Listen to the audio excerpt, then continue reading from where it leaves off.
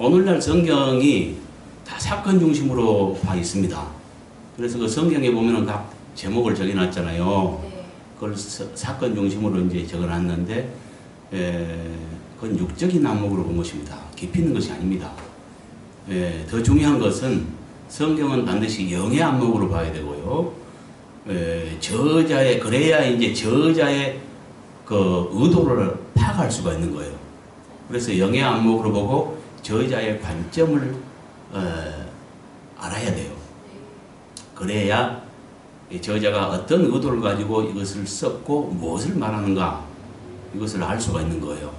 그러니까 자세히 한 면으로 보고, 예를 들면 현미경으로 한번 보고 그 다음에 멀리 망원경으로 한번 보고, 이제 이래야 정확하게 깨달을 수 있는 거거든요.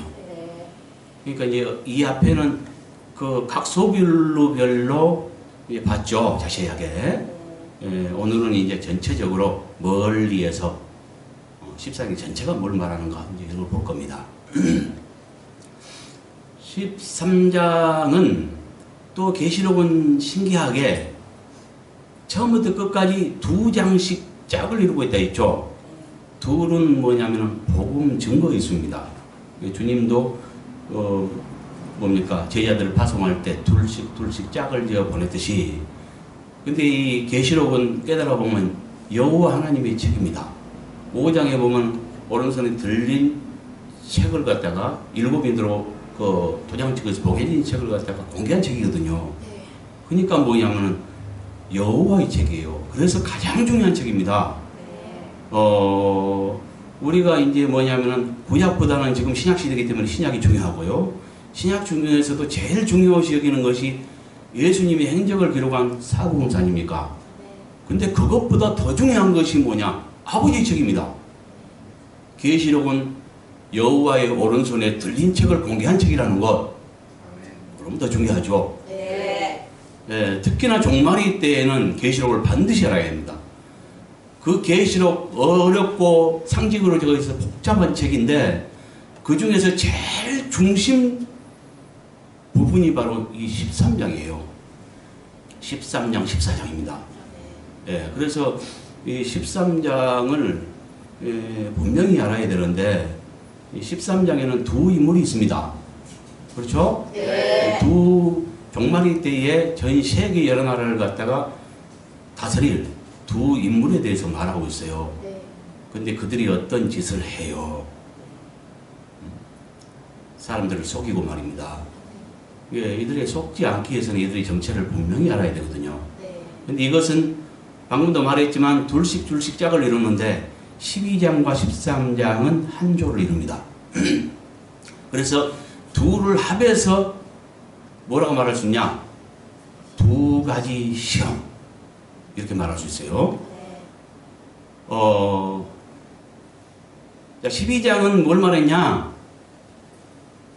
대환란 전에 들림받을 자들을, 그 소수의 무리인데 14만 4천의 천열매라고 하거든요. 그 천열매로 들림받느냐, 그러니까 천열매로 부활되느냐 안 되느냐, 이 시험이 있습니다. 그러니까 천열매 신앙 싸움이었죠. 근데 13장은 뭐냐면은 천열매가 들림받고 나머지 남은 자, 이 땅에 남은 자들에게 온 땅의 시험이 임하거든요. 이 두 인물에 의해서. 그래서 이제 그걸 말합니다. 그러니까 간단히 말하면 12장은 천열매 이긴 자 싸움, 이렇게 말하면 되고요. 13장은 남은 자 시험. 그래서 두 가지 시험, 두 신앙 시험, 뭐 이렇게 말할 수 있어요. 이해 갔습니까? 근데 이걸 자세히 말한다면 두 인물에 의해서 그 일이 벌어지거든요. 그래서 이거 보세요. 13장은 거짓 그리스도와 거짓 선지자의 정체와, 이걸 상징으로 꼭꼭 감춰놨어요. 이 정체와 그들이 할 일들을 통한 남은 자 시험, 이것이 이제 정확한 표현이거든요. 이것은 크게 둘로 나눠집니다. 1절부터 10절까지는 바다에서 나온 짐승으로 상징된 인물에 의해서 어떤 일이 벌어지는가, 이걸 말하고 있고요. 그 다음에 11절부터 18절까지는 땅에서 나온 짐승으로 상징된 자를 통해서 어떤 일이 벌어지고 어떤 일이 있는가, 이걸 말해주고 있어요. 첫 번째로 1절부터 10절까지의 바다에서 나온 짐승으로 상징된 자는 누구냐? 그가 5절부터 8절까지를 보면 하는 일이 뭐냐면은 두 가지 권세를 받고요. 그 둘 중 하나의 권세는 뭐예요? 큰 말하는 입을 받아요. 그 다음에 또 하나는 42달 동안 일할 권세를 받아요. 그걸 다시 해석하면 3년 반입니다. 42달은.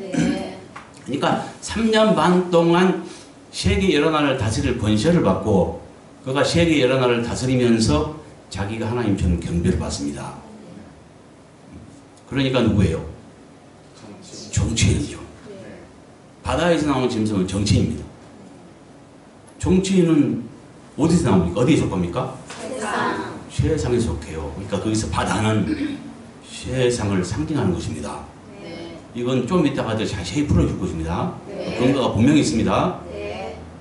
그리고 11절부터 18절까지는 땅에서 나온 짐승으로 상징하고 있는데 그 자는 바로 거짓 선지자입니다. 거기에서 땅에서 나온 그 짐승이 13장에서는 누군지 밝힐 수가 없는데 거기서 말한 특징과 계시록 19장 20절에 말한 특징이 똑같습니다. 거기에서 거짓 선지자라고 밝혀주죠. 그러니까 뭡니까? 13장에 땅에서 나온 짐승은 19장 20절에서 거짓 선지자로 밝혀집니다. 그가 이제 어떤 짓을 하냐면 하나님만 경배하게 해야 되는데 그 42달 동안 이 세상을 다스리면서 자기 하나님처럼 경배를 받을 거짓 그리스도를 갖다가 유의하고 그를 갖다가 우상을 만들고 그를 숭배하게 해버려요. 그러니까 거짓이죠. 그러면서 또 뭡니까? 그에게 경배하지 않는 자는 몇인지 죽이게 하고요. 또 그 매매 수단이 되는 돈을 갖다가 666 표로 바꾸고 그걸 사람 몸속에 새기게 합니다. 그래서 그 표가 없이는 아무 물건도 살 수 없도록 만들어버려요. 이런 일을 자행해요.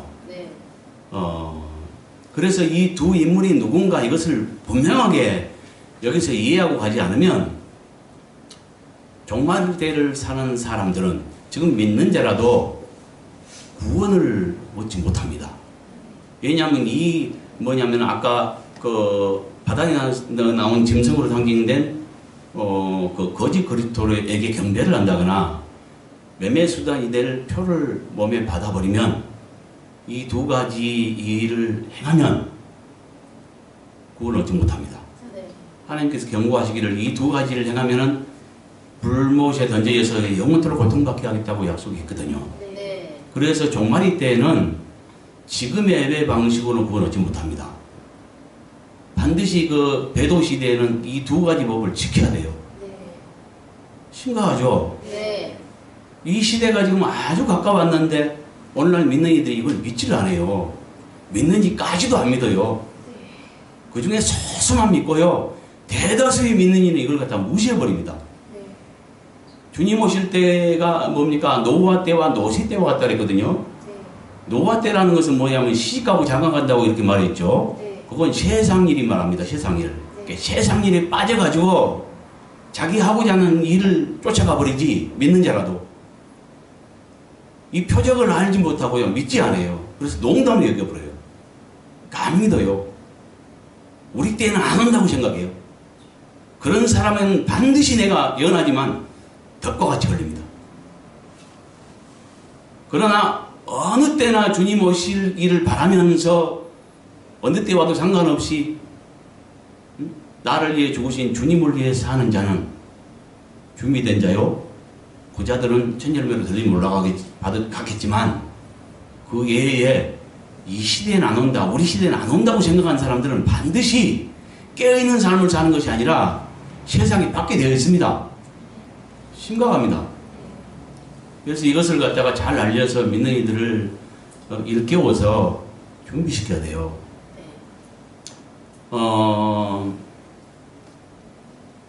지금 뭐냐면은 더 구체적으로 자세히 좀 봅시다.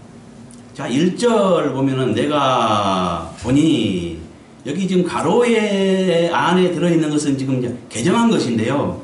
뭐 뻔히 아는 사실이죠. 보니 이것은 현재 시로 써 있는데 보았더니로 개정한 이유는 과거 시제입니다. 원어상에. 네. 예, 그렇게 이해하십시오. 여기 뿔은 뿔들로 했죠. 네. 복수입니다. 네. 이렇게 이해하십시오. 여기까지 다 볼 수 없고요. 네.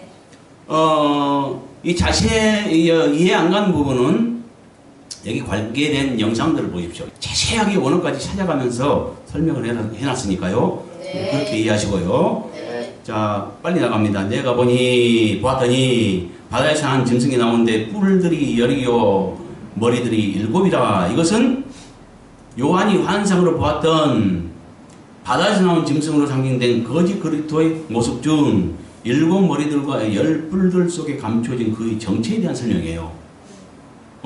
말이 좀 어렵죠? 네. 그 요한이 보았죠? 네. 바다에서 난 짐승이 나온 걸 보았어요. 네. 근데 그 모습이 뭐 어떻게 해요? 뿔이 10이요. 뿔이 10이고 머리가 7이에요. 이것은 여기에 대해서는 계시록 17장에 분명히 이야기합니다. 네. 10뿔은 10왕이요 이렇게 말해줘요. 네. 그 다음에 머리는 7이라 했죠. 네. 그러니까 이게 이제 이렇게 생각하세요. 여기서 먼저 머리에 대해서 설명하면 머리가 7인데요. 7 머리는 뭘 말하냐면 전 시대를 걸쳐서 수평적으로 하나님의 나라인 이스라엘을 포함해서 세계를 지배했던 7 왕국을 말합니다. 그러니까 맨 먼저 이스라엘을 지배했던 나라가 어디예요? 애굽입니다. 그 다음에 아수르, 그 다음에 바벨론, 그 다음에 메데파사라고 성경에 나와 있는데 세상적인 말로는 페르시아 이렇게 말합니다. 그 다음에 헬라, 그 다음에 로마, 그 다음에 이제 아직 임하지 않았지만 앞으로 임할 신흥로마라고 하죠. 네. 이렇게 해서 7단계로 나눠지고요. 그 신흥로마 때 이제 다시 한번 옛날 그 로마가 세계를 지배했던 그 판도를 재현합니다. 인위적으로 해요. 그래서 여러 나라가 합해서 막 합동 정치를 해요. 그러니까 막 힘을 합해가지고 여러 나라가 합해가지고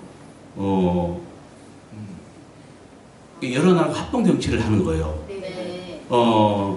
근데 이제 정말이 지금 그런 모든 것이 지금 드러나 있습니다. 그 유럽에 보면 EU 28개국이 하나 돼 있죠. 네. 근데 그 중에 지금 13년도인가는 28개국이었는데 지금 한 나라가 탈퇴했다면서요? 네. 27개국인 줄 알고 있는데 지금 또 영국이 지금 탈퇴하려고 하고 있죠. 네. 예, 그런 지금 상태고요. 네. 7 머리는 그럼 알았죠? 네. 그 10뿔은 뭐냐면은 7 머리 중에 속합니다. 네. 앞으로 나타날 그 7째 머리. 그러니까 7째 머리라는 것은 뭐냐면은 앞으로 나타나서 세계 여러 나라를 다스릴 그가 이제 거짓 그리스도가 되죠. 네. 세계를 지배할 어떤 그 정치를 말하는데, 정치 왕국을 말하는데, 네. 10뿔이라는 건 그들에게 속한 자들입니다. 여러 나라가 합한데, 거기서 10뿔은 10나라, 10왕이라고 했는데, 꼭 10왕만을 말한 것이 아니고, 여기 숫자 10은 상징입니다. 예를 들면은, 그 마태복음의 10처녀 비유에서 10은 신랑을 기다리는 모든 자를 상징하고요. 그렇죠? 네. 그 다음에 11조의 10은 소산의 모든 걸 상징합니다. 이와 같이 여기서 10뿔이라는 것은 10나라만을 말하지 않고 상징된 말로서 종말이 때에 그 여러 나라가 통합이 되는데 그 통합국 전체를 말합니다. 그러니까 27개의 나라가 되든 6개의 나라가 되든 그 중에 뭐 한 나라가 탈퇴하든 이미 지금 그 종말 체비를 다 갖추고 있고요. 그 모든 뭡니까 그 때가 임박했다는 것을 알아야 돼요. 예. 그러니까 이걸 오해하면은 지금 27개국인데 이걸 꼭 숫자 10로 생각하면은 17개 나라가 탈퇴해야 되겠죠. 그때를 기다리면 이건 착각입니다.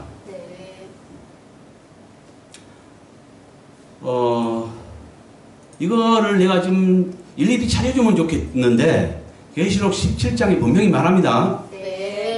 그런데 이거 다 하려면은 찾을 시간이 없어요. 그러니까 대략 넘어가겠습니다. 그 다음에 1절 후반부에 그 뿔에는 열왕관이 있고 그 머리에는 신성모독하는 이름이 있더라. 이것은 뭐예요? 바다에서 나온 짐승으로 상징된 거짓 그리스도의 모습 중 7머리들과 10뿔들에 있는 것들 속에 감춰진 그의 정체에 대한 설명. 지금 이 말만 가지고는 뭐예요? 7머리들과 10뿔들에게 있는 것을 말하죠. 그런데 뭐가 있어요? 신성모독하는 이름이 있대요. 이건 마치 뭐와 같냐면 하나의 비밀입니다. 계시록 17장에 보면은 큰 음녀의 심판을 말하면서 비밀이다, 바벨론이라 이렇게 하면서 그 이름, 그 이마에 참남된 이름들이 있더라 이렇게 말해요. 이 이마에 새겨진 이름은 뭘 말하냐면 도장 찍힌 걸 말합니다. 도장 찍힌 거. 그러니까 인침받은 것, 누구에게 인정받은 것. 계시록 7장에 보면요, 14만 4천에게 거기에 7장 3절에 보면은 하나님의 천사들이 하나님의 도장을 가지고 동쪽으로부터 올라와서 하나님의 종들에게 도장을 찍습니다. 그 자들은 누구냐? 인정받은 자들입니다. 그 수가 14만 4천 분입니다. 이건 상징으로 풀면 안 됩니다. 예. 왜냐하면 9절부터 또 한 무리가 있어요. 아무나 셀 수 없는 큰 무리가, 흰옷 입은 무리가 있어요. 이들도 이긴 무리입니다. 그러니까 뭐냐면은 1절부터 8절까지는 14만 4천에 대해서 말하는데 그건 이스라엘 12지파로 상징에 말하고 있는 거예요. 그 상징이라는 증거는 뭐냐면은 지금 이스라엘이 예수님을 믿지도 않는데 그들을 종이라고 말할 수 없는 거예요. 그래서 그건 상징된 말이고요. 정확한 말은 그들이 누구냐? 14만 4천을 말하고 있지만 3절에 정확히 밝혀져요. 하나님의 종들이라는 것. 근데 이스라엘 12지파를 종이라고 할 수 없다는 것. 그러면 믿는 자를 말합니다. 예, 그래서 1절부터 8절까지 한 무리 14만 4천에 입맞은 하나님의 인정받은, 그래서 도장이 찍힌, 이마에 도장 찍힌 천열배들을 말하고요. 9절부터 그 이하는 흰옷 입은 아무나 셀 수 없는 큰 무리로서 이들은 하늘에 올라가 있거든요. 두 종류의 긴 무리를 말하고 있어요. 그러니까 14만 4천이 뭔지를 깨달아야 돼요. 이것을 다시 14장에서 말하기를 그들은 보좌에 올라가 있어요. 3절에 보면 하나님의 보좌 앞에 있어요. 그러니까 하늘에 올라가 있죠. 그 수가 14만 4천인데 흠이 없는 자들이에요. 그들의 이마에 뭐가 있어요? 어린 양 이름과 하나님의 이름이 찍혀 있어요. 도장 찍힌 거. 그러니까 어린 양의 하나님 아버지와 어린 양의 이름이 써 있다고 하는데 이건 뭘 말하냐면 7장과 맞춰볼 때 7장에서는 도장 찍고 14장에서는 도장 찍힌 것을 읽어준 것입니다. 풀이해준 것입니다. 그러니까 쓰여 있더라 이것은 뭐냐면은 도장 찍힌 걸 말한다는 거죠. 같은 것을 말해요. 그러니까 7장에서도 이긴 두 무리를 말하고요. 14장에서도 이긴 두 무리를 또 말해요. 13절부터 16절까지는 이근곡식 주수에 대해서 말하고 1절부터 5절까지는 천열매 주수에 말하거든요. 천열매 주수는 뭐냐면은 이근곡식, 본격적인 주수인 이근곡식 주수를 하기 전에 맨 먼저 익은 소량을 갖다가 수확하는 걸 말하거든요. 그러니까 두 번의 부활을 알곡들의 두 번의 부활을 추수로 비유적으로 말한 것입니다. 이와 같이 사탄도 흉내를 그대로 내요. 17장에 이야기한다니까요. 네. 그 음녀의 그를 설명할 때 비밀이라 바벨론이라 이 참남된 이름이 가득하대요. 네. 사탄도 하나님도 당신의 아주 귀한 보석 같은 존재들을 갖다가 인칩니다. 도장 찍습니다. 이 인이라 하니까는 또 그 성령 뭡니까 주님을 갖다가 시인하는 자는 다 성령 같다 이렇게 해가지고 또 넓은 의미로 해석을 하고 우리는 다 성령의 인침 받았어 이렇게 또 생각을 착각을 해버리는데 모든 게 두 방면으로 말한다는 것. 성령의 인침도 두 방면이 있습니다. 넓은 의미로 주를 믿고 하나님이 자녀로 거듭난 자는 1차 뭐냐면 성령의 인침 받은 것입니다. 네. 그러나 또 한 방면에 인침이 있어요. 행위로서 흠없게 된 자들에게 하나님이 인정하심으로 도장 찍힌 자가 있어요. 그것과 달리 구분됩니다. 네. 여기 지금 뭘 말하냐면 이 뿔들에 뭐가 있어요? 왕관이. 열왕관이 있고 열왕관이 있다는 건 뭘 말해요? 보통 성질을 말하죠. 네. 예? 네. 그 머리에는 신성 모독하는 이름이 있대요. 네.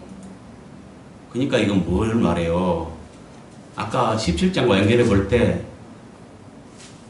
사단에 인침받은 거, 네. 인정받은 거, 도장 찍힌 거 이걸 말한다니까요. 네. 2절 보면 내가 본 점성은 표범과 비슷하고 그 발은 곰의 발 같고 그 입은 사자의 입 같은데 용이 자기 능력과 보좌와 큰 권세를 그에게 주었더라. 이 말은 거짓 그리스도의 특징과 그가 사단에게 받은 지위와 권세에 대한 상징적 설명이에요. 네. 거짓 그리스도의 특징이 뭐예요? 그 짐승은 이렇게 바닥에 나온 짐승은 어때요? 표범과 비슷하고. 표범과 비슷해요. 표범은 특징이 뭐냐면 날렵한 것입니다. 그 다음에 발은 곰 같대요. 곰의 발은 어때요? 그렇죠. 육중한 그 몸으로 그 발로 갖다가 발과 뒷얘기는 무자비함 뭐 이런 걸 갖다 말할 수 있고요. 그 다음에 그 입은 사자 입 같고 사자 입은 세요. 날카롭죠. 네. 그래서 어떤 먹잇감을 보면은 갖다가 물고 찢고 놓지 않습니다. 예. 그 다음에 이것들은 특징을 말하고요. 그 다음에 이제 용이 자기의 능력과 보호자와 큰 권세를 그에게 줬더라. 그러니까 여기서 용은 누구를 말하냐면 사단을 말합니다. 네. 계시록 12장에 보면 말하죠. 용을 잡으니 에베미 마귀고 사탄이라 그랬죠. 네. 이건 사단을 말하는데 누가 줬어요? 그럼 이 권세를? 거짓 그리스도의 권세. 세계 여러 나라 종합 정치 대표입니다. 네. 이에 보호자는 누가 주냐? 사단이 준 것입니다. 그걸 말하죠. 네. 거의 머리들 중에 하나가 상하여 죽게 된 것 같더니 그 죽게 되었던 상처가 나음에 땅이 놀랍게 그 짐승을 따르고 여기까지는 세상 사람들이 거짓 그리스도를 따를 전환점이 된 표적에 대한 설명입니다. 네. 무슨 말이냐면 자 어떤 일이 벌어져요. 바다에서 나온 짐승으로 상징된 그 정치인이 지금 보세요. 이게 머리들 중에 하나 그러니까 7머리 중에 하나요. 네. 그 하나는 누구냐면 종말의 때에 나타날 그래서 세계 나라를 갖다 다스릴 그 자를 말해요. 7째 머리를 말합니다. 네. 그렇죠? 네. 예, 7째 머리가 상하여 죽게 된 것 같더니 그 죽게 된 것에서 상처가 나음에 그러니까 기적적으로 살아나요. 네. 정확히는 알 수 없습니다. 뭐 저격을 당했다가 살아나는 건지 아니면 어떻게 되는 건지 확실히 알 수 없으나 어쨌든 죽게 되었다가 기적적으로 살아난다는 거, 회생한다는 것. 네. 예. 그럴 때 온 땅이 놀랍게 여겨 그때부터 이 짐승을 따라요. 이 정치를 따라요. 네. 그러니까 이것은 뭘 말해요? 세상 사람들이 거짓 그리스도를 따를 전환점이 된 표적을 지금 알려준 겁니다. 네. 4절에 용이 짐승에게 권세를 주었으므로 용에게 경배하였고 짐승에게 경배하였으며 이르되 누가 이 짐승과 같으냐 누가 능히 이와 더불어 싸우리와 하더라. 이 말은 세상 사람들이 사단과 거짓 그리스도에게 경배하게 될 이유와 그때 할 말로서 거짓 그리스도를 어떻게 여길 것인가에 대한 설명입니다. 거짓 그리스도에게 경배하게 될 이유는 뭐예요? 거짓 그리스도에게 경배하게 될 이유. 신뢰감자이기 때문에. 그렇죠. 누가 이 짐승과 같으냐 하면서 그걸 갖다가 추앙하고 경배하게 돼요. 그러니까 네. 세계 최강자야. 네. 누가 당할 수가 없어. 이걸 인정하는 거예요. 네. 그래서 경배하게 되는 것이고요. 네. 그러면 사단을 경배하는 이유는 그 세계 최강자에게 사단이 권세를 줬기 때문에 그걸 인정하는 거예요. 네. 경배하는 거예요. 네. 네. 이해갔죠? 네. 예. 이 모두를 종합하면 1절부터 4절까지의 본문은 거짓 그리스도의 정체와 특징과 그가 사단에게 받은 지위와 권세와 사람들이 그를 따를 전환점이 될 표적과 경배할 이유를 말합니다. 그 다음에 5절 또 짐승이 과장되고 신성 모독하는 말하는 입을 받고 또 42달 동안 일할 권세를 받더라. 이것은 뭐예요? 거짓 그리스도가 받을 두 가지 권세가 무엇인가에 대한 설명이죠. 네. 하나는 뭐예요? 신성 모독하는 큰 말하는 입을 받아요. 네. 또 하나는 42달 일할 권세를 받아요. 그러니까 두 가지 권세를 지금 설명한 거죠. 네. 6절은 짐승이 입을 벌려 하나님을 향하여 비방하되 그의 이름과 그의 장막 곧 하늘에 사는 자들을 해방하더라. 이건 뭘 말하냐? 아까 두 가지 권세 중에 큰 신성 모독하는 입, 이걸 가지고 행하는 일에 대한 설명입니다. 네. 이해갔습니까? 네. 근데 여기서 하늘에 사는 자를 비방하더라. 지금 이들이 안 믿는 자들인데 성도들이 죽어서 하늘에 올라가 있다고 생각하고 그들을 비방하겠어요? 아니요. 그런 걸 말하는 게 아니에요. 지금 뭐냐면은 천국의 두 방면을 깨달아야 합니다. 나중에는 우리가 장차 보상으로서 주어지는 우리가 결국 갈 천국이 있고요. 성령으로 은밀하게 우리 안에 임한 천국이 있다는 걸 알아야 합니다. 네. 그러니까 주님이 뭡니까? 당장에 지금 그 주님이 그 천국이 나타날 줄 아는 자들에게는 뭐라 그래요? 나중에 나타날 거다 하면서 문화 비유를 통해서 지금은 각각 종들에게 문화를 주고 떠났다. 나중에 답이 와서 결정할 것이다. 이렇게 나중은다. 이걸 말하고요. 나중에 올 자들, 나중에 올 걸로 생각하는 자들에게는 뭐라고 얘기하냐? 천국이 여기 있다, 저기 있다, 뭐다, 너희 속에 있느니라. 이 임한 천국을 말하고 있어요. 네. 두 방면도 말한다는 걸 깨달아야 돼요, 천국을. 네. 예. 여기서도 그의 이름과 그의 장막고 하늘에 사는 자, 이것은 뭐냐면은 우리 안에 하늘이 임했어요. 네. 하나님의 보호자가 임했어요. 아멘. 성령으로 하나님이 그 영으로 우리 속에 오셨어요. 그때 아버지와 아들이 함께 오셨다고 요한복음 14장 23절을 보면은 함께 오셨다고 목소리가 말합니다. 아멘. 이렇게 성령으로 오실 때 아버지와 아들이 함께 오셨어요. 그럼 하나님이 오셨으면 못해요. 아버지가 우리 안에 오셨는데 우리를 성전 삼고 우리 안에 보호자를 펼치지 않았겠어요? 네. 네. 그럼 하늘이 임했네요. 네. 보호자가 임했네요. 네. 그래서 우리 안에 우리가 성전되고 계명을 지킴으로써 하나님을 사랑할 때 사랑한 자 속에 주님이 오시고 우리를 성전 삼고 우리 안에 사실 때 우리는 그 안의 삶으로 안식하는 거예요. 네. 그런 주를 사랑하는 성도들을 말하는 것입니다. 아멘. 그렇게 봐야 됩니다. 네. 예. 그러니까 신실한 성도들을 비방하는 것을 이렇게 말한 거예요. 네. 그걸 깨달아야 합니다. 네. 이미 가고 없는 하늘에 갔는지 뭐 하늘이 있는지 지옥이 있는지 없는지 거리 갔는지 천국에 갔는지 그것도 모르는 잘 믿지도 않는 사람들이 하늘에 있는 보이도 않는 사람들을 비방하겠어요? 말도 안 되죠. 우리 안에 임한 그 하늘에 사는 자들, 아멘. 영 안에 사는 자들, 우리 영 속에 임한 하늘 안에 사는 자들, 이들을 말하는 거죠. 네. 또 권세를 받아 여기 권세를 받아는 허락을 받아 이렇게 개정을 했는데 그 이유가 있습니다. 그 원어상에 허락을 받아 이렇게 개정할 수도 있고요. 이런 뜻이 있고요. 근데 권세가 여기 두 번 나옵니다. 또 권세를 받아 성도들과 싸워 이기게 됐고 각 족속과 백성과 방과 나라를 다스리는 권세를 받으니 권세를 받았는데 또 권세를 받았대요. 말이 좀 어색하죠. 네. 이것은 뭐냐면은 이 문장상도 그렇고 이치적으로 따져봐도 뭡니까 이 땅에서 나온 짐승으로 상징된 거짓 선지자가 그 허락을 받아서 하는 일을 말합니다. 네. 그걸 말한다고 봐야 됩니다. 그래서 이제 이렇게 한 거죠. 이 말은 거짓 그리스도가 권세를 받아 할 일을 말합니다. 네. 그래서 이 말은 뭐냐면 거짓 보라 42달 동안 일할 권세를 획득하기 위해 싸울 대상과 그 과정에 대한 설명. 그러니까 그 뭡니까 이 비밀을 갖다가 성경을 통해서 미리 깨달은 자들이 누구냐? 성도들이에요. 네. 다 깨달은 것은 아닙니다. 근데 그 중에서 깨달은 자들이 있어요. 그 깨달은 자들은 이것을 반대합니다. 네.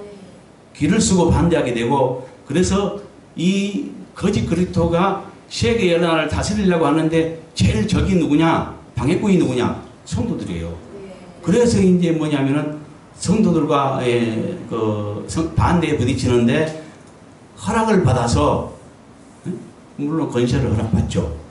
허락을 받아서 성도들과 싸워 이기게 되고, 이가 결국 이겨요. 성도가 져요. 네. 예? 네. 그래서 각 족속과 백성과 방언과 여러 나라, 그러니까 세계 여러 나라를 갖다 다스리는 권세를 받게 된다는 거죠. 그 다음에 죽임당한 어린 양의 생명책에 창세기로 이름이 기록되지 못하고 이 땅에 사는 자들은 다 그 짐승에게 경배하더라. 생명록에 기록되지 못한 자들, 신실한 믿는 자들이 아닌 나머지 사람들은 믿는 자라도 쭉제기 같은 신앙 가진 사람들은 주를 이해하지 않고 자기를 위해 사는 신앙인들은 다 여기 넘어갑니다. 그래서 계시록에도 보면은 진실한 자들만 이긴다고 얘기합니다. 나머지는 다 자기 살려고 표를 받거나 경배하게 돼 있어요. 이들은 그럼 어떻게 되냐? 불모 때립니다. 그래서 종말의 때는 구원받기가 너무나 어려운 시대입니다. 이 시대가 너무나 임하겠다는 거예요. 근데 이 지금 뭐냐면 시대의 표적을 몰라요, 사람들이. 자, 거짓 그리스도가 가진 두 가지 권세 중 42달 동안 일할 권세를 가지고 할 일로서 그를 경배할 대상에 대한 설명. 이 말이에요. 네. 뭔 말인지 알겠어요? 네. 아까 두 가지 권세로 하나는 큰 말하는 입을 받고 하나는 42달 일할 권세를 받는다 했죠. 큰 말하는 입을 가지고는 성도들을 해방하고 네. 또 42달 일할 권세를 가지고는 어떻게 해요?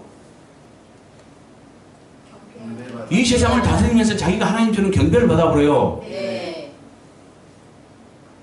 근데 그러니까 42달 일할 권세를 가지고 자기가 할 일로서 그를 경배할 대상에 대해서 지금 설명을 하고 있는 거예요. 네. 예. 그가 통치하면서 자기가 하나님 주는 경배를 받을 때, 그때 그에게 경배할 자가 누군가? 이걸 지금 말하고 있는 겁니다. 네. 그 다음에 9절부터는 누구든지 귀가 있거든 들을지어다. 이건 뭔 말이에요? 들을 게 중요한 것을 말하죠. 네. 살을 잡힐 자는 살을 잡아 갈 것이요 칼에 죽을 자는 마땅히 칼에 죽을 것이니 성도들이 인내와 믿음이 여기 있느니라. 이거 다 합해서 뭘 말하냐?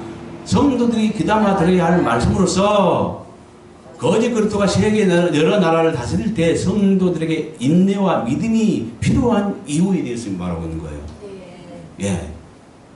그러면 보세요. 오늘날 목자들이, 대다수의 목자들이 이걸 가르칠 때 성도들이 대환란 전에 부활된다고 가르쳐 버립니다. 대환 전에 성도들이 하늘로 부활돼 본다면 이건 무슨 말입니까? 분명히 뭐라 그래요? 포로로 끌려갈 자는 끌려가고 칼에 죽임을 당할 자는 당한대요. 여기 칼은 상징된 말입니다. 네. 그러니까 살상 모기를 말합니다. 네. 예, 그걸로 해서 죽임 당할 자는 당해요. 잡혀갈 자는 잡혀가요. 옥살이 할 자는 하고 죽임 당할 자는 당해요. 네. 그러므로 성도의 인내와 믿음이 필요하대요. 그러니까 성도가 남아있죠. 네. 그래서 대환란 전에 이제 두 종류의 알곡들의 주수가 있는데 대환란 전에 들림받을 자는 14만 4천으로 분명히 말하고 있고 이걸 오늘날 상징으로 풀어서 모든 성도들이 그 14만 4천은 모든 성도를 상징한다 이렇게 말하고 있는데 그렇다면 바로 밑에 있는 이군곡식 주수는 뭐냐 이거요. 그리고 14만 4천에 대해서 분명히 말하고 있습니다. 계시록 14장 4절부터 5절에 그들의 특징에 대해서 말하고 있어요. 이들은 이 사람들은 이라고 이제 설명하는데 이 사람들은 14만 4천은 이렇게 말한 거예요. 14만 4천은 뭡니까? 그 여자로도 더럽히지 않고 여기서 여자는 더럽힌 여자를 말합니다. 그러니까 음녀를 말합니다. 음녀로도 더럽히지 않고 순결하잖아. 어린 양이 어디로 인도하는지 어린 양은 예수 그립니다. 어디로 인도하는 자라는 자라. 근데 예수님은 어디까지 인도하시냐? 죽기 직전에 12를 갖다가 죽음 시험을 하죠. 죽음 앞에 딱 놓였을 때 뭐예요? 자기 목숨보다 주를 사랑하는가? 자기 목숨을 택하는가? 주를 택하는가? 시험해보죠. 그 중에 다 도망가고 요한만 홀로 남았습니다. 이와 같은 자가 합격한 자요. 자기 목숨보다 그러니까 주님이 어디로 인도하는지 따라가는 자, 자기 죽음의 길이라도 따라가는 자, 자기 목숨보다 주를 더 사랑하는 자, 그들이 천년인 거예요. 요한 같은 자. 그들 14만 4천을 시험해 보시고 도장 찍어요. 그들이 천년입니다. 이들이 장자국 가진 자입니다. 쉽게 말하면 하나님의 딸들이 있고 아들들이 있어요. 여기서 아들들은 뭐냐면은 강한 자, 이긴 자를 상징합니다. 계시록 21장 7절에도 뭐예요? 이긴 자는 하나님의 유업을 상속받고 아들이 된다 했습니다. 그러니까 아들은 뭐예요? 이긴 자가 아들이죠. 이긴 자가 상속받죠. 그럼 뭐예요? 딸로 비유되는 연약한 자는? 그렇죠. 패배자를 말합니다. 그들은 상속을 받지 못합니다. 그들은 잘못 믿는 자의 정의장소의 바깥시장에 들어가게 돼요. 이렇게 믿는 자라도 둘로 분명히 나눠진다는 걸 성경은 분명히 말하고 있습니다. 그러면 이긴 자가 돼야 되겠죠. 그러니까 그 14만 그 4천은 어떤 자냐? 자기 목숨보다 주를 더 사랑한 자예요. 그 다음에 그것만 가지고 안 돼요. 자기 목숨보다 주를 사랑하는 자는 순교자도 있죠. 근데 순교자가 높은 자이거든요. 이들은 입에 거짓말했고 흠없게 된 자예요. 모든 흠을 극복한 자예요. 그래서 하나님께 속한 천열매라고 얘기합니다. 그 천열매는 쉽게 말하면 그러니까 많은 아들들 중에 마지, 첫째 아들이 많을 수 없습니다. 그들을 말합니다. 장자고 가진 자, 이들은 이제 갑절의 축복을 받는 거거든요. 그들이 이제 14만 4천이라고 얘기하고 있고요. 또, 그러니까 맏아들이 축복을 받는 천열매 축복이 있고요. 그 다음에 이근곡식이라고 비유하고 있는 아들들의 축복. 이거 이긴 자입니다, 애들도. 신혼 입은 자를 말합니다. 그 다음에 이제 이기지 못한 연약한 계집애로 이제 표현돼, 상징되어 있는, 오해하시면 안 됩니다. 여장부들이 오히려 신앙 잘할 가능성이 많아요. 나는 지금 여자를 갖다가 비하하는 말이 아닙니다, 절대로. 실제적으로 신앙의 용자분들은 여자들이 많아요. 다만 거기서 그렇게 상징하고 있다는 거죠. 그렇죠.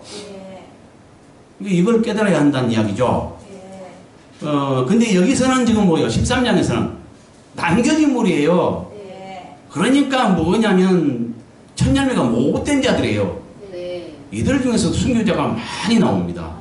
이들은 천열매는 못됐으나 그래도 신앙의 용장들이 많아요. 그래서 자기 목숨보다 주를 사랑해서 물론 첫 열매는 못했지만 그래도 대환란 때 많은 순교자가 나옵니다. 네. 예, 이들은 이제 이급복식이 돼요. 그러니까 순교자가 됐어도 두 번째 축복 계속합니다. 그래서 여기까지를 다 합하면 5절부터 10절까지는 거짓 그리스도가 받을 두 가지 권세로 할 일들과 그 반응으로서 경배할 대상과 경배하지 않을 성도들에게 인내가 필요한 이유, 이걸 말한다는 거죠. 네. 이게 뭔 말인가 자세히 꼼꼼히 하나하나 생각해 보세요. 그럼 이 말이 분명히 맞다는 것을 인정하게 될 것입니다. 네. 그래서 여기까지 다 합하면 뭐가 되냐? 거짓 그리스도의 정체와 그가 받은 권세로 세상과 교회들에게 할 일들, 이걸 말합니다. 네. 이해갔죠? 네. 그 다음에 11절부터요. 내가 보았음에 또 다른 짐승이 땅에서 올라오니 어린 양같이 두 뿔이 있고 용처럼 말을 하더라. 이 말은 요한이 환상으로 보았던 거짓 선지자가 나온 장소와 특징으로서 이를 통해 알 수 있는 그의 정체에 대한 상식적 설명. 무슨 말인지 알겠어요? 네. 지금 이 거짓 선지자에 대한 이게 거짓 선지자인가를 분명히 지금 알 수 없지만 일단 믿으세요. 네. 조금 이따 이건 설명하겠습니다. 네. 여기에 지금 나온 장소는 어디예요? 땅에서. 땅이죠. 네. 예, 이 땅은 상징된 것입니다. 어디냐면 아까 그 바다는 세상을 상징한다 했죠. 네. 왜냐하면 그 정치인이 세상에 속하거든요. 정치인이 바다에서 나오지는 않거든요. 네. 정치인은 세상에 속하고 세상에서 나온다니까요. 네. 근데 바다에 나온다고 하잖아요. 네. 이건 다니엘서에 보면은 분명하게 말하고 있습니다. 내 왕이 바다에서 나왔다. 근데 내 왕은 실존하는 인물이었습니다. 바벨론, 페르시아, 헬라, 로마 네 왕을 말합니다. 네. 그래서 거기에서도 이제 증거가 밝혀지고 지금 여기서도 이렇게 풀어보면 증거가 밝혀져요. 네. 바다와 땅의 관계가 있어요. 창세기를 봐도 그래요. 땅은 어디서 나왔냐면은 막 혼돈 상태에 있었는데 물은 한 곳으로 모이고 묻힐 드러나라 하죠. 네. 그래서 드러난 곳을 땅이라고 하고 모인 물을 바다라고 하거든요. 네. 그 전에는 그럼 어떻게 됐겠어요? 그걸 구분하기 전에는 땅이 드러나 있지 않았었어요. 네. 혼돈된 상태에 있었고 물 가운데 어떻게 보면 가라앉아 있다고 봐야 되나요? 네. 이렇게 물은 한 곳으로 딱 모으고 물줄 드러냈다니까요. 그래서 그러면 뭐예요? 땅은 물 가운데서 드러나가지고 거기에 이제 각종 종류의 씨앗으로 생명을 낸 거. 네. 이것이 바로 이제 그러니까 뭐냐면은 생명의 씨가 떨어져서 자라고 나서 자라는 거. 이걸 상징하죠. 네. 근데 실제로 생명이 어디서 자랍니까? 네. 이 세상은 바다로 상징할 수 있고요. 교회가 창조에서 땅이 그 물 속에서 솟아나서 생명의 씨를 내듯이, 그래서 자라듯이 교회도 세상에서 나와서, 교회란 말이 세상에서 탈출자, 세상 탈출자, 구약으로 말하면 애국 탈출자, 이스라엘이 똑같은 말이에요. 네. 예, 그러니까 세상에서 나와서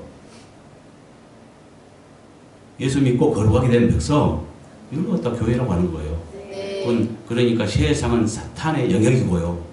교회는 하나님의 영역인 것이에요. 하나님의 나라인 거예요. 네. 예. 그래서 영적으로 보면 두 나라가 존재하죠. 네. 이해 갔습니까? 네. 그러니까 아까 바다에서 나온 짐승은 세상에서 나온 정신을 말하고, 땅에서 나온 짐승은 생명내는 교회에서 나온 한 인물을 말한다는 거죠. 네. 근데 얘가 어쩌냐? 어린 양같이. 이 어린 양은 뭘 말해요? 원래 그 제물로서 예수 그리스도를 어린 양으로 비유했죠. 네. 이가 선지자니까요. 교회적이 나왔으니까 예수님을 가장해요. 어린 양 예수를 가장한다니까요. 네. 그러니까 특징이 어린 양처럼 두 뿔이 있는데 이 뿔은 권세를 말합니다. 예. 이 뿔은 계시록 17장에서는 왕이라고 얘기합니다. 열 뿔은 열왕이니 권세 가진 왕을 말합니다. 예, 권세, 왕 이렇게 이제 표현할 수 있습니다. 두 뿔이 있어요. 그러니까 왜 두 뿔이냐? 두 권세를 말합니다. 하나님은 교회를 향해서, 한 권세는 세상을 향해서. 왜 그러냐면은 조금 있으면 알겠지만 이 정치인의 권세를 나눴으면서 그 권력을 자기가 행사를 하고 나눴으면서 자기가 뭡니까 그 정치인을 우상하면서 그를 돕습니다.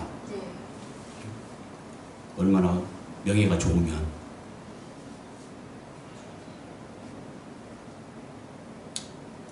그래서 보세요. 이 두 뿔이 있다는 것은 두 대상을 향해서 권세를 행할 수 있는 것을 말하고요. 용처럼 말하더라. 이것은 용은 사단을 말하거든요. 말은 사단처럼 해요. 모습은 뭐요? 어린 양 예수 그리스도를 가장하는데 말하는 것은 뭐요? 용처럼 한다니까요. 네. 이거 하는 행위도 그거 같아요. 하나님 아닌 교회 대표가 하나님만을 숭배하고 경배하게 하지 않고 다른 것을 경배하게 해버려요. 뭔 말인지 알겠죠? 네. 그 다음에 이제 그가 먼저 나온 짐승의 모든 권세를 행하고 보세요. 먼저 나온 짐승은 뭘 말해요? 바다에 나온 짐승으로서 정신.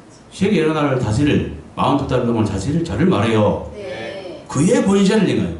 그의 권세는 막강하죠. 네. 세계를 다스리니까 네. 그의 권세를 그러니까 행하면서 그 앞에서 행하면서요. 땅과 땅에 사는 자들을 처음 짐승 그러니까 바다에 나온 짐승 예, 그 정치인에게 경배하게 해요. 곧 죽게 됐던 상처가 나온 게 아니라 이것은 아까 뭡니까? 3절입니까? 네. 거기서 그 사람들이 그를 따르게 되는 표적으로서 말했죠. 네. 죽게 되었다가 살아날 때부터 이상하게 사람들이 그를 갖다가 세계 최강자로 여기면서 따르게 되는 거예요. 네. 그에게 그 정치인에게 뭐요? 경배하게 한다는 거죠. 이해갔죠? 네. 12절 그가 먼저 나온 짐승의 모든 권세를 그 앞에서 행하고 땅과 땅에 사는 자들을 처음 짐승에게 경배하게 하니 곧 죽게 되었던 상처가 나았던 자니라. 이 말은 거짓 선지자가 거짓 그리스도의 권세를 사용하는 대신 그를 위해 할 일로서 땅으로 상징된 교회들로 하여금 누구에게 경배할 것인가에 대한 설명. 그러니까 그의 정체는 가장된 거죠. 네. 어린 양처럼 가장을 하는데 말하는 것이나 일하는 것은 사단처럼 합니다. 네. 사람마다 말은 그 사상에 따른 것입니다. 그러니까 아무리 인자한 얼굴로 막 가장해도요, 그 말은 사상에서 나온 거라고요. 사단의 사상으로 가득 차 있으니까 그렇게 말하죠. 그렇게 행동하고요. 13절부터 큰 이적을 행하되 심지어 사람들 앞에서 불이 하늘로부터 땅에 내려오게 하고, 여기는 뭐냐? 거짓 선지자가 얼마나 큰 이적을 행할 것인가로서 미혹할 수단에 대한 설명이에요. 네. 이걸 가지고 미혹을 하거든요. 네. 이적을 가지고. 네. 짐승 앞에서 받은 바 이적을 행함으로 땅에 거하는 자들을 미혹하여 땅에 거하는 자들에게 이르기를 칼에 상하였다가 살아난 짐승을 위하여 우상을 만들라 하더라. 뭔 말이에요? 지금 그가 할 일이죠. 네. 거짓 선지자가 큰 이적으로 땅으로 상징된 교회들을 미혹하여 누구의 우상을 만들게 할 것인가에 대한 설명이죠. 네. 누구의 우상을 만들어요? 정치. 무엇으로 미혹해요? 큰 하늘에서 불이 내릴 정도의 큰 이적을 행하면서 그것으로 미혹해서 땅에 사는 자들을 미혹해요. 이 땅은 아까 뭐라 했습니까? 생명내는 장소로서, 그러고 나고 자라는 장소로서 교회를 상징한다고 말했죠. 예. 교회들을 미혹해요. 교회 대표가 이적을 행하면서. 그러니까 보세요. 통합 대표예요. 그러니까 이것은 뭐예요? 그냥 되는 게 아니죠. 여러 이렇게 모든 큰 여러 교회가 통합되어서 그 교회들이 인정한 자입니다. 근데 거기에 이적까지 있습니다. 하늘에서 불이 내릴 정도의 이적이 있어요. 이적을 해요. 그러면 얼마나 속을까요? 그자가 최고라고 여기지 않겠어요? 온 교인들이 따르지 않겠어요? 그래도 신실한 자들은 알죠. 왜냐하면 이렇게 알려주기 때문에. 이 표적을 알려주잖아요. 그러니까요. 통합 종교 대표로서 최고의 우두머리고 큰 이적을 행한다 할지라도 하나님의 다른 것을 경배하게 하는 자는, 그리고 다른 어떤 사람의 우상을 만들게 한 자는 그건 가짜입니다. 이것이 표적입니다. 속지 마십시오. 그렇죠. 여기서 칼에 상하에 따라 사는 짐승, 이것은 정치인을 말한다니까요. 예, 그의 우상을 만들게 해요. 그 다음에 그가 권세를 받아 그 짐승의 우상에게 생기를 주어 그 짐승의 우상으로 말하게 하였고, 또 짐승의 우상에 경배하지 아니한 자는 몇인지자 죽이게 하더라. 죽이게 해요. 그 정치인을 우상하게 하고요. 그러니까 뭡니까? 평화의 왕으로 그런 이름으로 올 거고요. 많은 사람에게 7년 동안 굳게 언약을 정할 것이고요.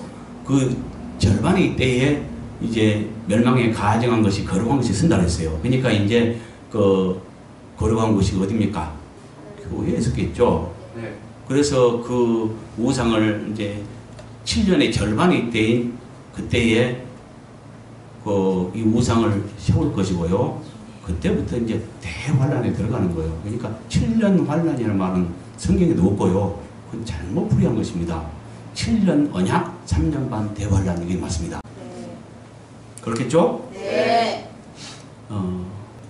그러니까 우상에게 경배하지 않으면 강제로 죽이기까지 하는 거예요. 그러면 선택해야 돼요. 경배하고 영원한 불못에 갈 것인지, 죽임 당하더라도 경배 않다가 천국 갈 것인지, 아니면 지금 정신 차리고 모든 것 세상 내버리고 십자가 지고 주님 위에 살 것인지, 그런 자가 그 준비하는 방법입니다.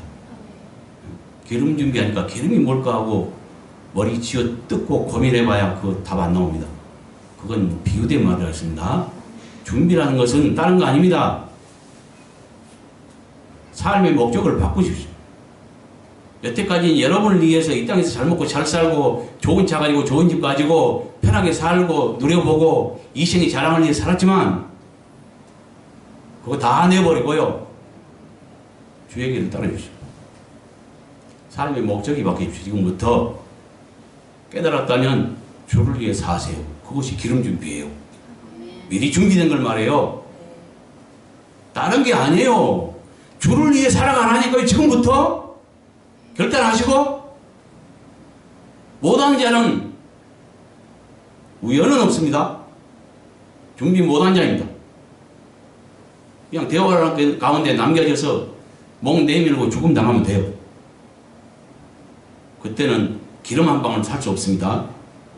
라면 하나 살 수 없습니다. 표 안 받으면 산으로 올라가서 풀풀이 캐먹고 살든지. 그래서 이것은 뭘 말하냐, 지금 여기서는 알 수 없는데요, 이 특징을 보면요, 자 한번 찾아볼게요. 계시록 19장 20절, 계시록 19장 20절을 보면요, 짐승이 잡히고 그 앞에서 표적을 행하던 거짓 선지자도 함께 잡혔으니, 누가 표적을 행했어요? 자, 두 짐승을, 13장에서는 두 짐승을 말했습니다. 근데 여기서는 뭐라 해요? 하나를 가르쳐줍니다.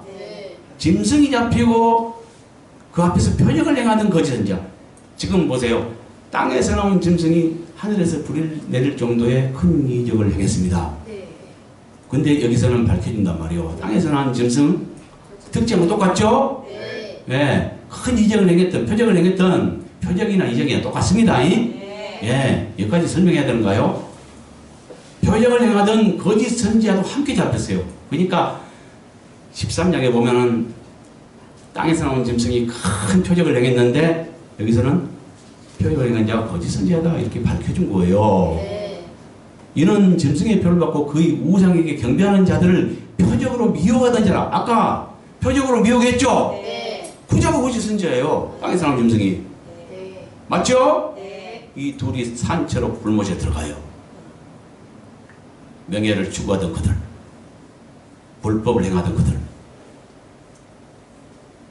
하나님의 다른 것들을 갖다가 경배하게 하고 우상을 숭배하게 했던 그들, 제일 먼저 들어간다니까요. 불쌍하죠. 이해갔죠? 네. 이 모두를 해보면 11절부터 15절까지 보면은 거짓 선지자의 특징과 그가 할 두 가지 일로서 교회 안에 세울 우상과 그 통제 방법으로서 사람들 몸에 받게 할 컴퓨터 돈을 말합니다. 그 다음에 16절 그가 모든 자들 곧 작은 자나 큰 자나 부자나 가난한 자나 자유인이나 종들에게 그 오른손이나 이마에 표를 받게 하였고 누구에게 표를 뭐래요? 모든 자들에게 표를 받게 한대요. 예, 이것은 거짓 선지자가 할 일로서 매매 수단이 될 짐승의 표를 받게 할 대상과 표를 새길 이치에 대한 설명. 네. 그렇죠? 네. 대상은 누구예요? 모든 모든 자. 그 다음에 이치는 오른손이나 이마에 새긴다는 거예요. 네. 왜 오른손이나 이마에 새길까요? 이제 그렇죠. 우리가 이제 쉽게 생각하면 어디입니까? 백화점이나 아니면 뭐 할인마트 가도 한쪽에서 계산을 하잖아요. 네. 그러니까 둘 중에 한 곳을 선택해야 돼요. 거기서 이제 오른쪽이 선택됐네요. 근데 이제 이마는 그러면 이해를 할까요? 손이 오른손이 없는 사람도 있겠죠. 네. 오른손 없는 자도 있겠죠. 좀 잘라내. 오른손 없는 자도 있겠죠. 네. 근데 이마 없는 사람은 없습니다. 예, 그러니까 핑계할 수 없네요. 네. 그 다음에 17절 누구든지 표를 가진 자에게는 매매를 못하게 하니 이 말은 짐승의 표를 받지 않은 모든 자들에게 무엇을 못하게 할 것인가에 대한 설명이죠. 네. 표가 없는 자는 뭘 못해요? 네. 물건을 사거나 팔 수 없게 해요. 네. 예. 그 다음에 이 표는 곧 짐승의 이름이나 그 이름의 수라. 이 말은 표에 대한 설명이죠. 네. 표가 뭐예요? 짐승의 이름이나 그 이름의 수. 예. 그러니까 이 표는 뭐냐면 매매 수단이 돼요. 네. 다시 말해서 돈인 거예요. 네. 돈을 표로 바꿔버려요. 네. 지금은 돈을 가지고 물건을 사기도 하고 팔기도 하는데 그때는 돈이 휴지짝처럼 변해버리고요. 이 표가 없이는 아무 물건도 사거나 팔 수가 없게 되어버립니다. 네. 예. 이 표는 짐승의 이름이나 그 이름의 수래요. 네. 이게 뭔 말인지 깨달아야 합니다. 그리고 18절에 보면 그 수를 설명했는데 666이라고 이야기했어요. 네. 666표가 뭘까요? 지금 여러분이 백화점이나 할인점에 이렇게 가보면은 바코드.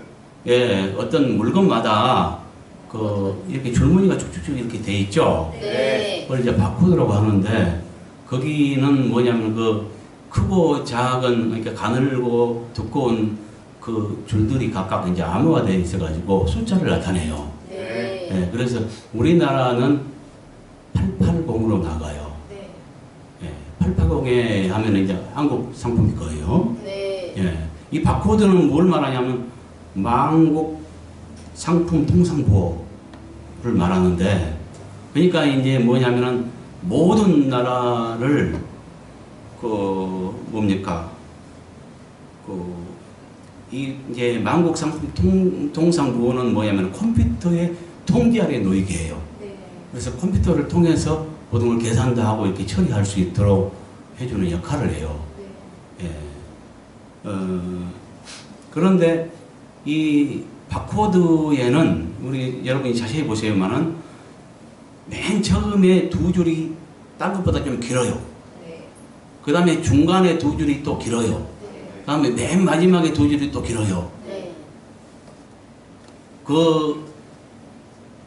그것이 뭘 말하냐면 그것이 이제 6을 암호화하는 거래요. 처음 시작 6, 진행 6, 완료 6 해서 이제 666이 되는데, 다른 숫자는 어떤 마찰을 일으키기도 하고 이제 그럴 수가 있대요. 근데 6은 그러지 않는답니다. 그래서 이제 숫자 6으로 이렇게 표현하기가 제일 뭐냐면 쓰기가 적절한 모양이에요. 네. 그것을 나는 초신자 때에 공학 박사가 비디오 테이프를 통해서 설명한 걸 들었습니다. 그래서 이제 지금까지도 기억하고 있고 알고 있는데, 그렇답니다. 그래서 이제 이 바코드가 뭐냐면은 666은 뭘 말하냐? 여기서 말하는 666은 바코드를 말합니다. 네. 이 바코드가 이제 지금은 줄무늬로 되어 있지만 이걸 갖다가 더 발달되어서 칩의 형태로 만들어져서 결국 사람 몸속에 이식이 됩니다. 네. 지금 현재 애완견이나 이런 데는 지금 이식을 하고 있죠. 네. 근데 이것이 이제 더 소형화된다고 주님께서 말씀하셨습니다. 그리고 이제 그 전 단계로서 휴대폰이나 이런 것에 이제 그 소지품에 넣었다가 그 다음에 이제 사람 몸속에 심어진답니다. 주님께서 말씀을 그렇게 하셨어요. 근데 실제 지금 그것이 나왔어요. 뭐 애플페이, 삼성페이, 뭐 카카오페이 뭐 이런 게 다 있잖아요. 네. 그것들이 그거예요. 그 전 단계로서 그 주님이 그렇게 말씀하셨는데 이거 지금 이루어졌습니다. 어떤 소지품에 넣었다가 이제 몸속에 심어져요. 근데 휴대폰을 통해서 그렇게 되네요. 그러니까 이루어져 가죠. 네. 2단계에 지금 와 있는 거예요.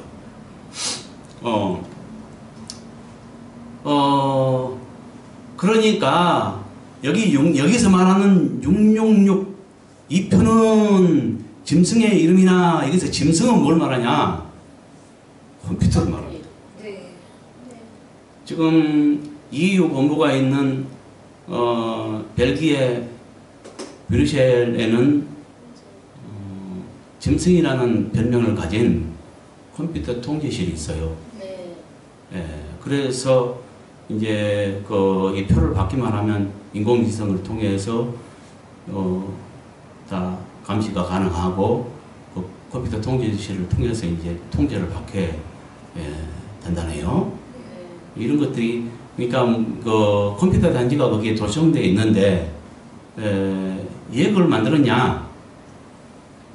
돈 없는 시대를 대비해서 만든 것입니다. 그렇게 알고 있습니다.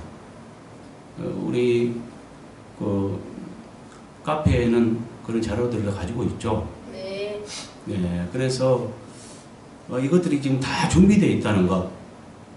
그래서 여기서 지금 짐승은 아까 모든 걸 지금 두 방면으로 말하니까 굉장히 어렵습니다. 근데 그래서 바다에 나온 짐승과 땅에서 나온 짐승을 말했었고요.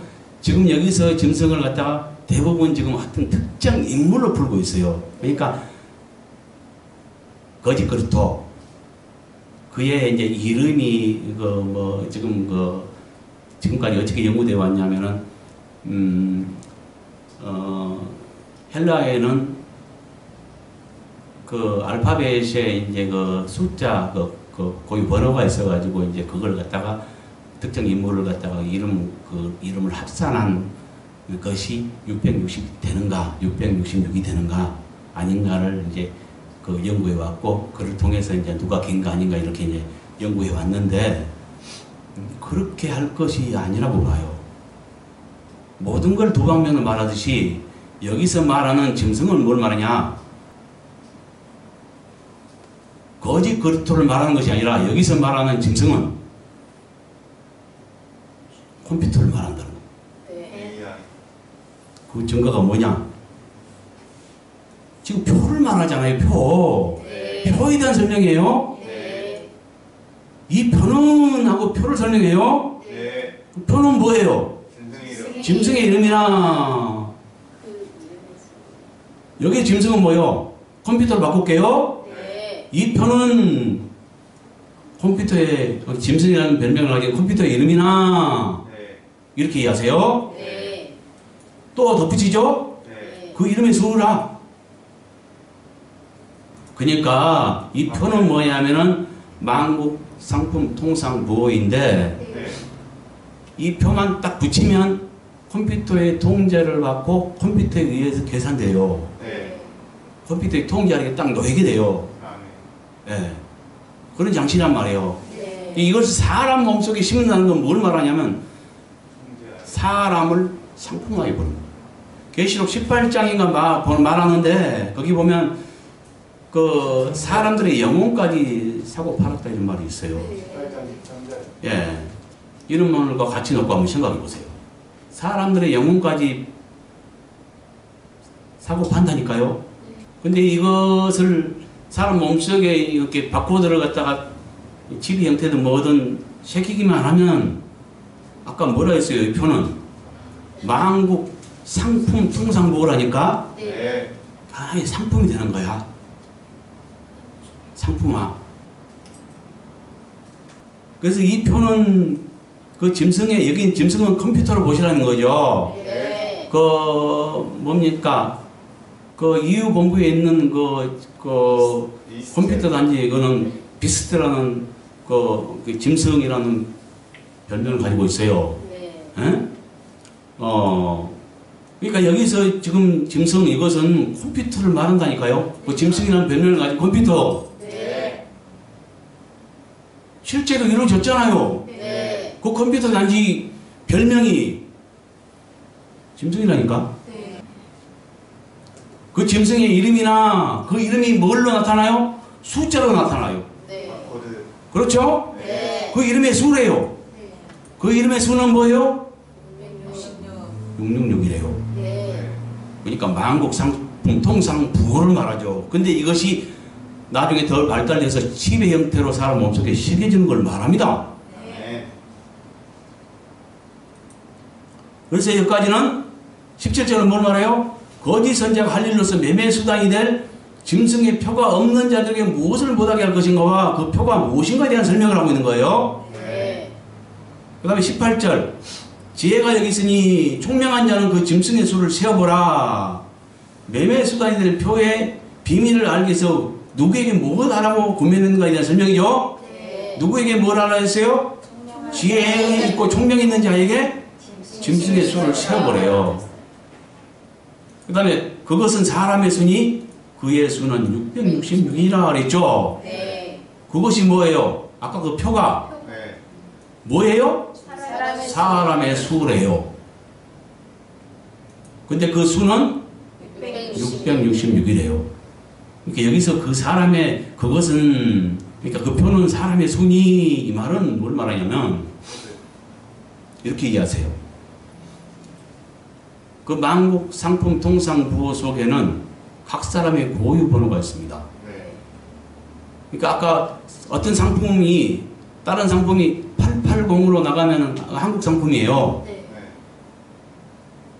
그와 같이 그럼 예를 들어 말할게요. 우리도 우리나라 각 사람이 다 주민등록번호가 있습니다. 네. 네.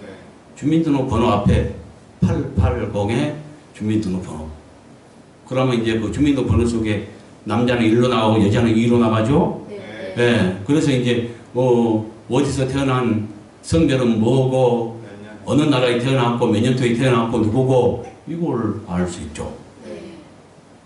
그러면 지금도 다 준비됐네 이것도. 네. 국가번호만 딱 붙여가지고 주민등록 번호 가지고 사용해도 되겠네요. 네. 그렇게 그 지배 형태로 그 안에 고유 번호를 새겨서 그걸 갖다가 사람 몸속에 이식하면 각 사람이 누군가를 이제 감시받게 되겠죠. 네. 이건 전 세계를 장악하기 위한 음모의 수단입니다. 그것은 사람의 순위, 이것은 뭘 말하냐? 각 사람의 고유 번호다. 이렇게 해야죠. 네. 그런데 그것은 뭘로 불러요? 666으로 불린다니까요.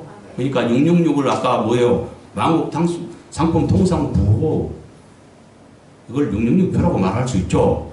짐승의 표라고 말할 수도 있고, 실제로 그건 그 짐승의 표는 666이고, 그것은 사람 몸속에 새겨져서 각 사람의 고유 번호를 나타내 주는 것이고, 그렇죠? 네. 이해 갔습니까? 네. 그래서 여기까지는 지금 18절은 이 표의 비밀을 알기에 지혜와 총명이 있는 자에게 한 권면으로서 매매 수단이 될 짐승의 표로 상징이 된 컴퓨터 돈의 비밀에 대한 설명을 하고 있다는 거죠. 그러니까 여기에서 말하는 짐승은 한 인물을 말하기보다 만국 상품 통상부호 이 표, 666표, 이 표를 그 컴퓨터의 통제 아래 놓이게 하는, 그래서 이 돈을 없애고 이 돈 없는 시대를 위해서 준비된 이유본부에 있는 그 비스트, 이 짐승을 말한다고 봅니다. 여기서 말하는 짐승은 그러니까 짐승의 두 방면을 말하고 있죠. 모든 걸 두 방면으로 말하듯이 여기서 두 방면으로 말한다고 봅니다. 여기서는 인물을 말한다고 보기보다 이것이 말을 해주고 있잖아요. 이 표는 짐승의 이름이나, 그러니까 여기는 그 짐승이라는 별명을 가진 컴퓨터의 이름이나 이렇게 이해하세요. 이 표는 짐승의 이름이나 그 이름의 수라, 그 이름은 뭐요? 666으로 불린다는 거죠. 근데 그것은 사람의 수래요. 이 666표를 받으면 그 안에 각 사람의 고유 번호가 있기 때문에 이것은 사람의 수다, 이렇게 말할 수 있는 거예요. 이해 갔죠? 예, 그래서 16절부터 18절까지는 거짓 선지자가 거짓 그리스도를 우상하면서 사람들을 통제를 위한 감시 수단으로서 사람들 몸에 받게 할 컴퓨터 돈, 이렇게 정의할 수 있습니다. 그래서 11절부터 18절까지 다 하면 거짓 선지자의 정체와 그가 거짓 그리스도를 우상하기에 행할 두 가지 일, 하나는 최첨단 우상을 만들고요. 그에게 경배하게 하고 경배하지 않는 자는 몇인지 죽이게 해요. 또 하나는 또 하나는 매매수단이 될 표를 갖다가 이렇게 그 수단을 바꾸고 표로 바꾸고요. 표가 없는 자는 매매를 못하게 하고요. 한 물건도 살 수 없게 해요. 이 두 가지를 행한다는 거죠. 근데 이제 한 가지 이제 조금 부족한 거 보충할게요. 14절에 보면은 칼의 상황에 따라 살아난 자, 그러니까 그 정치인을 위해서 우상을 만들게 했고요. 15절에 보니까요, 그가 권세를 받아, 그는 누구예요? 거짓 선지자죠. 거짓 선지자 권세를 받아 그 짐승의 우상에게 생기를 주어. 여기서 짐승은 누구를 말해요? 그렇죠. 정치인을 말하죠. 정치인의 우상을 만들게 해요. 우상을 만들고 그 우상에게 뭐예요? 생기를 주어. 그 짐승의 우상으로 말하게 하고, 그러니까 움직이는 우상이네요. 또 짐승의 우상에 경배하지 않는 자는 몇인지 죽이게 하더라. 그러니까 이게 뭐냐면은 그 우상이 최첨단 컴퓨터, 우상인데요. 그러니까 로봇이라고 생각하세요. 로봇을 만들고 그러니까 그 정치인의 로봇을 만들고요. 거기에 생기를 줘요. 그래서 말도 하게 하고요. 인공지능을 부여할 것입니다. 지금 그렇죠. 인공지능 시대가 이제 지금 열리고 있죠. 네. 예. 얼마 전에 그 이세돌 구단과 알파고의 그 바둑 대결이 있었습니다. 그때 주신 음성인데 주님이 깨닫거라 인공지능 무서운 것 사단이 도장을 내리는 시대가 온단다 이렇게 이제 말씀을 하셨어요. 무슨 말이냐면 그 인공지능이 그때 이제 어떻다는 것을 우리가 좀 깨달았죠. 네. 이세돌 구단이 졌잖아요. 네. 근데 이것이 이제 더 발달될 것이고요. 그래서 이제 컴퓨터라는 것은 뭐예요? 인공지능이라는 것이 모든 어떤 정보를 갖다가 거기에 부여해서 최고의 어떤 확률, 예, 이것을 찾아내잖아요. 네. 예, 그러니까 그래서 뭡니까? 결국은 뭐냐면은 이 사람들이 무엇을 최종적으로 결제하는 것이 아니라 인공지능을 부여한 이 우상, 그러니까 세계 정치인을 우상하고 그의 우상을 만들어요. 정치인의 우상을 만들고 그 정치인 대신에 뭐요? 여기에 인공지능을 부여해서 최고의 답을 찾아내게 해요. 어떤 무엇을 결제할 때 확률적으로 제일 뭐냐면은 그 가능성이 높고 이런 것을 갖다가 인공지능이 찾아내서 그의 지시에 따라서 그러니까 그가 도장을 내린다니까 최종 결제를 한다니까요. 사람이 그런 권한을 갖는 것이 아니라 사람이 만든 그 바벨의 결론이랄까요? 사람보다 하나님 닮은 형상을 닮은 사람들이 만든 그 쌓아 올린 바벨, 그를 갖다가 우상시하고 최고로 여기면서 그의 결정을 따르고 그의 지시대로 행하고 이런 시대가 온다니까요. 이걸 주님이 말씀하셨어요. 물론 이건 참고만 하십시오. 그런데 그런 가능성이 있습니다. 여기서도 지금 우상에게 생기를 주고요. 그래서 말하게 하고요. 그렇죠? 네. 예. 그때 당시에 요것을, 강의할 때였습니다. 그때 맞춰서 이세돌 구단이 이걸 이제 했고, 그때 주신 음성이에요. 그러니까 여기에 대한 음성인 거죠. 인도인 거죠. 예. 무슨 말인지 알겠어요? 네. 그러니까 그 배후에 사단이 숨어 있는 것입니다. 아, 네. 무서운 시대가 오죠? 네. 예. 이것이 좀 이제 부족했어요. 그러니까, 그럼 한번 생각해 보십시오. 이 최첨단 로봇을 비용도 만만치 않을 텐데, 네. 그 다니엘의 말한 멸망에 가져간 것이 거룩한 곳에 성것을 부어 있는 자는 깨달을진저. 그때 유대인자는 산으로 도망갈 자를 이렇게 했거든요. 그러니까 거의 배도 시기예요. 7년 언약을 굳게 정하고 3년 반 될 때 절반이 때부터 이제 그 미운 물건이 날개를 의지하여 그 거룩한 곳에 쓴다 했어요. 그러니까 그 우상 세우는 때를 말하는데 7년 언약 중에 절반이 때에 세워요. 그때부터 대환란에 들어가는 거예요. 아멘. 예.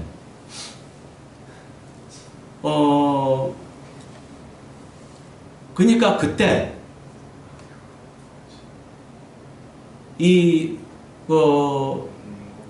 정치인의